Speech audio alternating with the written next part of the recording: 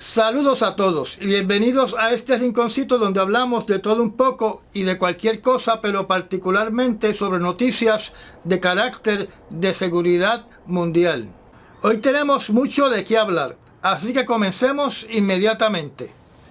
Durante el día 30 de agosto, en una reacción por parte de Corea del Norte que puede estar ligada a los ejercicios que están transcurriendo en estos momentos entre Japón, Corea del Sur y Estados Unidos.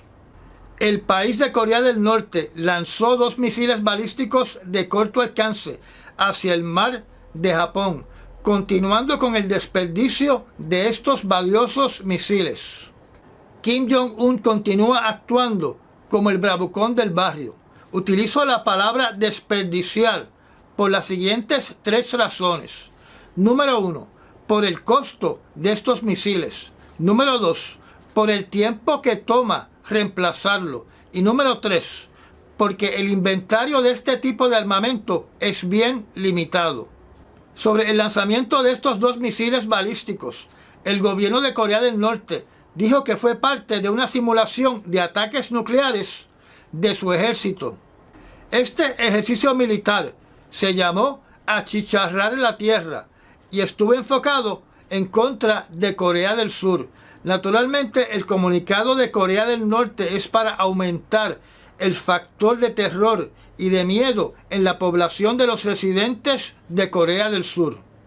Por otro lado, Estados Unidos envió uno de sus bombarderos nucleares a volar cercano a la frontera de Corea del Norte.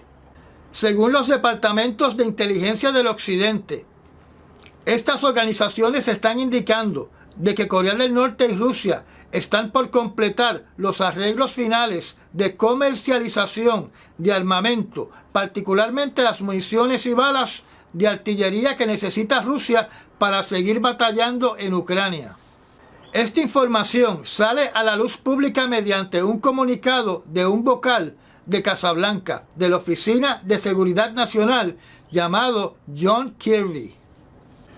En Dinamarca se van a poner restricciones a la libertad de expresión, donde hay una propuesta de un nuevo proyecto de ley que va a prohibir que se queme el libro conocido como el Corán de la religión musulmana.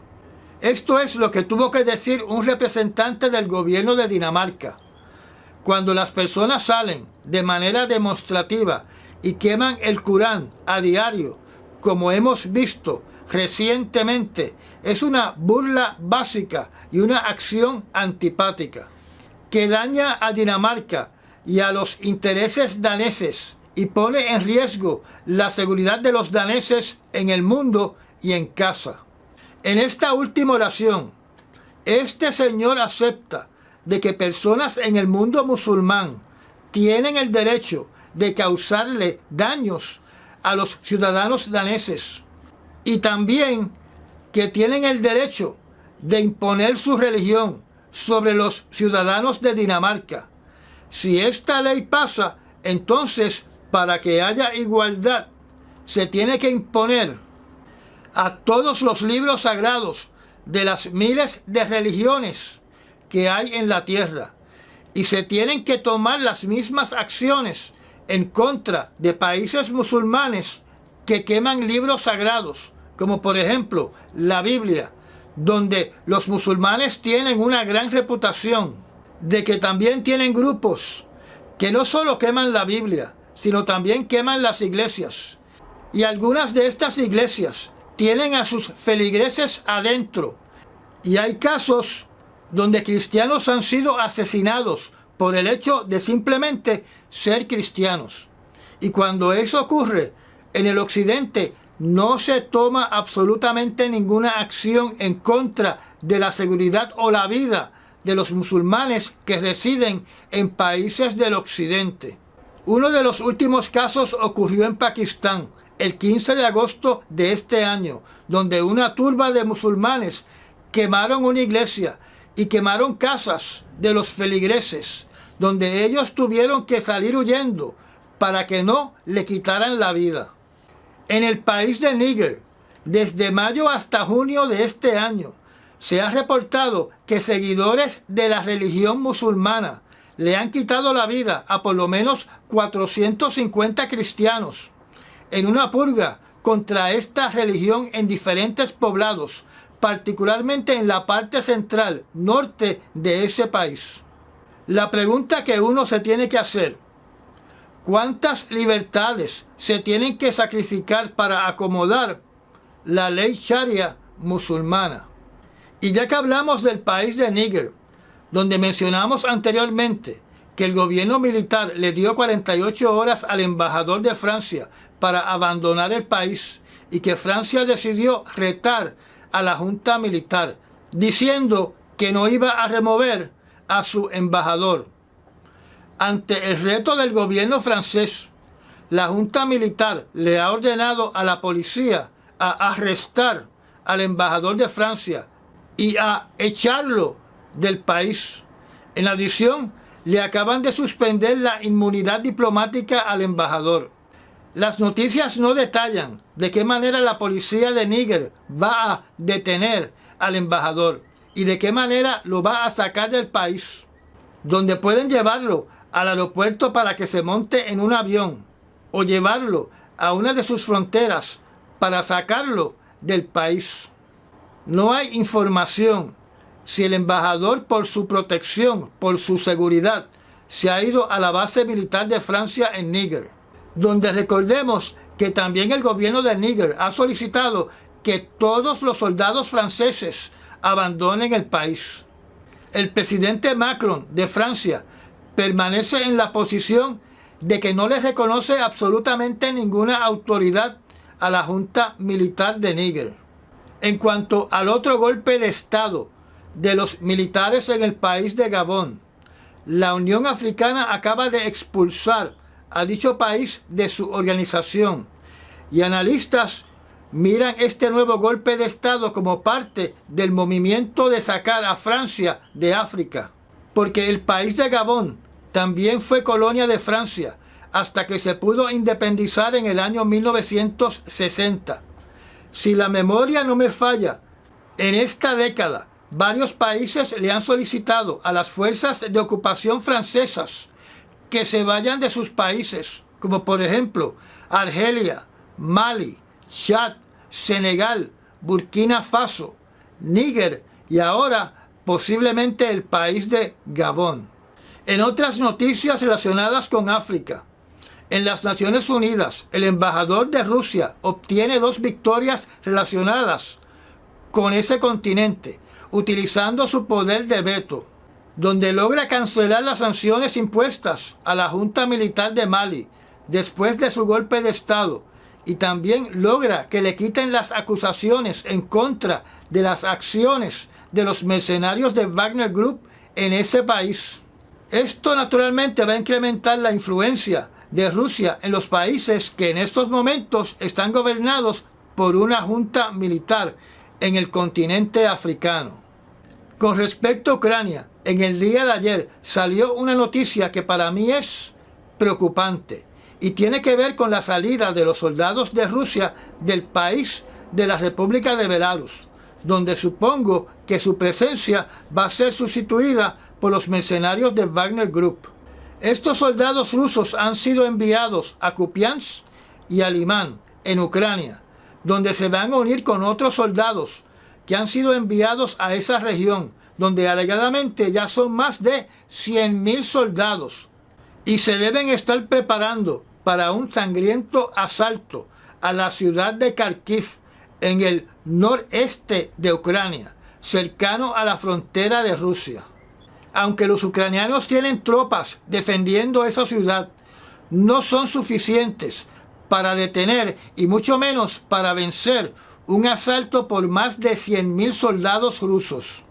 En otras noticias sobre Ucrania, el presidente Volodymyr Zelensky anunció de que Ucrania ha desarrollado domésticamente un modelo de dron que es capaz de destruir un blanco a 400 millas de distancia y que ese nuevo armamento fue utilizado para destruir y causar daños a 4 aviones de transporte militares rusos tipo 1176 en el aeropuerto de Pskov al sur de San Petersburgo. en respuesta a los ataques con drones de Ucrania a por lo menos 5 localizaciones dentro de Rusia que mencionamos en las noticias de ayer. Rusia lanzó un gran ataque con drones y misiles a la ciudad de Kiev, donde la mayoría de estos drones y misiles fueron interceptados por las defensas de la capital de Ucrania, donde se reporta que fallecieron solamente 2 personas por los escombros que caen al suelo. Mientras tanto, lo que se reporta en el frente de batalla es que el ejército de Ucrania sigue avanzando lentamente en la región de Zaporizhia y que 6 ucranianos perdieron la vida al estrellarse sus helicópteros en el frente de batalla. La información de los soldados fallecidos y los soldados heridos diariamente en esta guerra en el frente de batalla todavía se mantiene en estricto secreto, a diferencia de conflictos anteriores, por ejemplo en Afganistán y en Irak, donde de forma más frecuente se informaba a los medios noticiosos sobre el número de bajas y heridos en esos conflictos bélicos. Y hasta el presente los números que han informado de bajas y heridos en Ucrania, según diferentes entidades que analizan las novedades de esta guerra, los números tienen un gran % de error. O sea, que no se puede confiar en los números que se están reportando. Una cosa que hemos visto en esta guerra es que mientras se dice de que hay cientos o miles de soldados muertos rusos dispersos en el campo de batalla, los pocos visuales que nos llegan del frente de batalla no reflejan que eso sea cierto. Yo supongo que conocer cuántos soldados se pierden por cada metro cuadrado reconquistado debe ser bien importante para conocer hasta cuándo se puede batallar. Recordemos que cuando Zelensky declaró ley marcial y prohibió la salida de hombres en edades que podían batallar en el frente de batalla, muchos de ellos ignoraron la orden y se fueron del país, tal vez temerosos de morir en esta guerra o simplemente que aprovecharon la oportunidad de que son el tipo de migrante por su color de piel y su religión que le gusta al occidente. Se informa también que ya comenzaron a llegar a Ucrania un tipo de sistema de misiles diseñado para destruir los drones rusos, llamados Vampiro. Como ven en la pantalla, este tipo de misil Vampiro que utiliza este sistema es muy versátil porque se puede montar en diferentes vehículos y debido a que cambian de posición se le dificulta al enemigo localizarlos y destruirlos.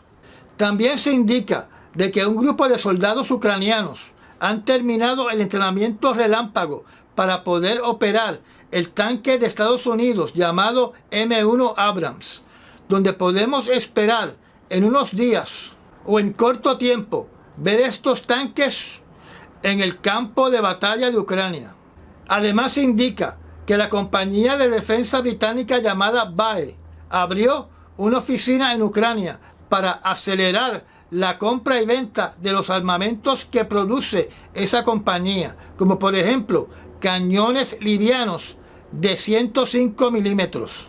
Con la apertura de esta oficina de un miembro de la industria armamentista internacional, nos tenemos que preguntar si otras compañías de la industria de armas también contemplan abrir oficinas en Ucrania.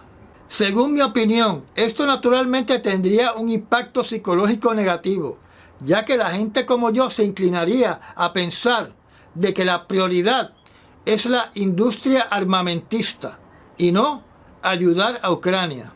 Antes de salir del tema de Ucrania, tenemos que dedicarles unas palabras al señor Dmitry Medvedev, expresidente, ex primer ministro de Rusia y segundo al mando en el Comité de Seguridad Nacional de Rusia, donde el presidente Putin es el número 1.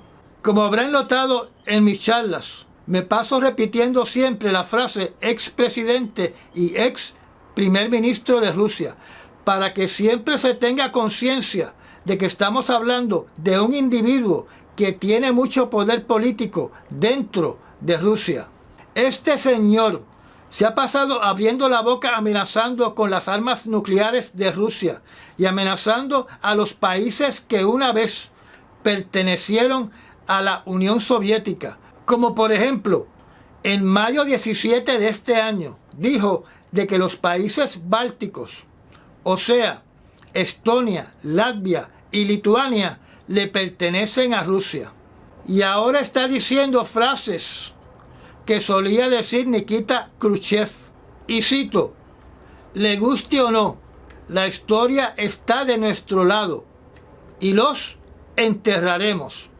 Los criminales ucranianos han anunciado que cualquier ataque suyo contra cualquier objetivo ruso, por ejemplo, en Crimea, fueron aprobados por la OTAN. Si es cierto, y no hay razón para dudarlo, entonces, esta es una prueba directa, legal, de la complicidad del Occidente en la guerra en contra de Rusia. Cierro la cita. Además dice que Rusia tiene la oportunidad de ir en contra de todos y cada uno de los países de la OTAN. Y añadió de que Rusia tiene todo el derecho de ir a la guerra contra la OTAN. En la pantalla voy a mostrar lo que se está reportando en estos momentos como zonas incendiadas en la zona de Donbass, donde se concentran las batallas entre Rusia y el ejército ucraniano. No necesariamente todos estos fuegos son producto de la guerra, pero muchos de ellos deben estar relacionados a batallas que se están realizando en estos momentos. Y ya que hablamos de incendios, todavía continúa fuera de control el fuego en el este de Grecia. Este fuego ya ha durado 13 días y por suerte las muertes no han subido de 22, donde como les indiqué hace días, 20 de estas muertes eran migrantes que cruzaron la frontera de Turquía hacia Grecia, caminando directamente hacia el incendio, donde fueron atrapados por las llamas. Al norte de California todavía continúan los incendios forestales. Y en Canadá, aunque aparentemente se han reducido la cantidad de incendios, continúa la batalla para tratar de extinguir todos estos fuegos que están en estos momentos en el oeste del país. Mientras tanto, los fuegos en África y en el Amazonas, según la imagen que están viendo en pantalla, continúan. Podemos ver miles de focos de incendios que la prensa no explica a qué se deben, porque el mundo se concentra solo en hablar del fuego en Maui, los fuegos en Canadá y el fuego en Grecia y los fuegos en Australia. Aparentemente lo que pasa en Sudamérica y en el continente africano no es de importancia para la prensa. En estos momentos la infraestructura científica de observatorios astronómicos está bajo ataque cibernético. Entre los observatorios astronómicos más afectados está el Observatorio Internacional Géminis en la isla de Hawái y su gemelo llamado Géminis Sur en el país de Chile. También en este ataque fueron afectados otros observatorios de menor importancia y más pequeños. Pese a que estos ataques comenzaron a principios del mes de agosto, no es hasta ahora que sale a la luz pública que fueron víctimas de una posible guerra cibernética. Las noticias que he leído hasta este momento no identifican de dónde provino el ataque. Hablando de otra noticia, para muchos estadounidenses, Rusia no es enemigo de los Estados Unidos. Y hasta posiblemente piensan lo contrario. Pero el socio íntimo de Rusia es China. Pero el país de China sí lo ven como el enemigo de los Estados Unidos. Y en medio de las crecientes tensiones entre Estados Unidos y China, legisladores de 33 estados están introduciendo legislación en este año 2023 para prohibir que entidades chinas e incluso ciudadanos chinos no puedan comprar propiedades agrícolas o propiedades cercanas a bases militares estadounidenses. En estos momentos, en el estado de la Florida, hay unos ciudadanos de China que están demandando al Estado, alegando que hay violaciones a la ley de vivienda justa. Aparentemente, estas restricciones también se van a aplicar a entidades y ciudadanos de Corea del Norte y del país de Irán, pero no han mencionado en ningún momento a rusos. Por otro lado, grupos de derechos humanos están indicando de que tales restricciones avivarán aún más el sentimiento anti-asiático en los Estados Unidos. Y ya que hablamos de China, aparentemente el presidente de China, el señor Xi Jinping, no va a asistir a la reunión del G20 en India, al igual que el presidente Vladimir Putin. Estos dos líderes van a enviar a sus ministros de Relaciones Exteriores.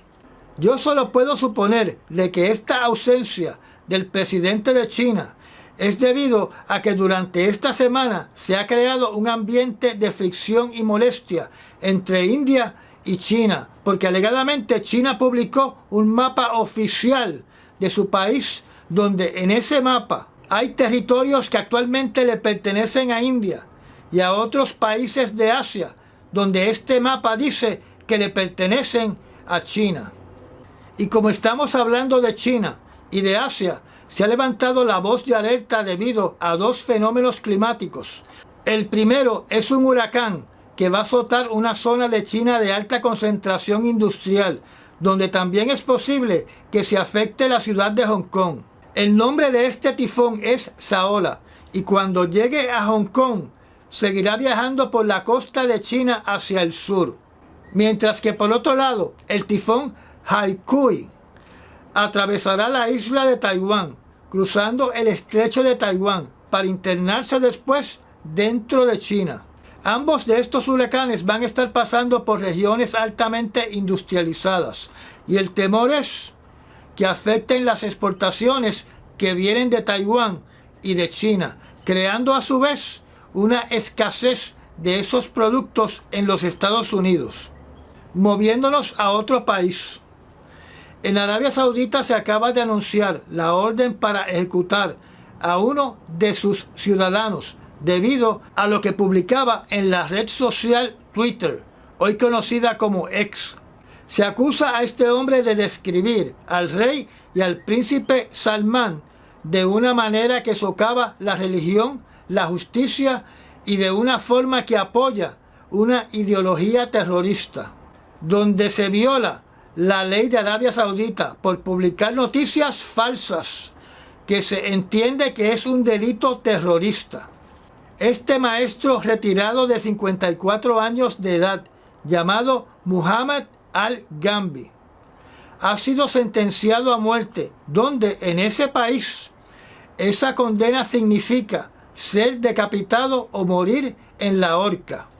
Hasta ahora ni Elon Musk ni la compañía X ha condenado esta sentencia, ni la falta de libertad de expresión en el país de Arabia Saudita. ¿Por qué hablo de Elon Musk y de la compañía X, antes Twitter? Recordemos que para promover la libertad de expresión e incentivarla, Elon Musk el 5 de agosto publicó un tweet diciendo lo siguiente, y cito: si usted ha sido tratado injustamente por publicar algo en esta plataforma, nosotros vamos a proveer los fondos necesarios para su defensa legal sin ningún límite. Cierro la cita. Bueno, señor Elon Musk, ahora usted tiene en sus manos el peor de los casos, y aparentemente conociendo que se realizaba un proceso legal desarrollándose en contra de la libertad de expresión, usted simplemente miró hacia otro lado. Cuando usted vea estas noticias, ya habrá terminado prácticamente esta semana, donde será otra semana que culmina con la ONU bembeteando y bembeteando de lo que bembetearon sin tomar acciones definitivas respecto al genocidio que se está llevando a cabo en el enclave de Nagorno-Karabaj y el infierno que se está viviendo en Haití, donde en esta semana Estados Unidos ha vuelto a solicitar que todo ciudadano de Estados Unidos debe abandonar ese país inmediatamente. ¿Cuántas semanas van a seguir bembeteando sin tomar una acción contundente en Nagorno-Karabaj y en Haití? Y hasta aquí llegaron las noticias seleccionadas para el 30 y el 31 de agosto del año 2023. Recuerde compartir este video y de recomendar este canal, porque su recomendación es lo único que nos hace crecer. Gracias por los Super Thanks y por convertirse en patrocinadores de este canal haciéndose miembro de nuestra zona privada. Me da un like y nos vemos cuando discutamos las noticias del viernes 1 de septiembre. Recuerde que los viernes participo en el último segmento del programa de Andrew Álvarez, La Otra Realidad, en su página de Facebook, Andrew Álvarez Chardón, página oficial, a las 8 de la noche, hora de Puerto Rico. Así que los invito a ver este programa en vivo. Hasta mañana.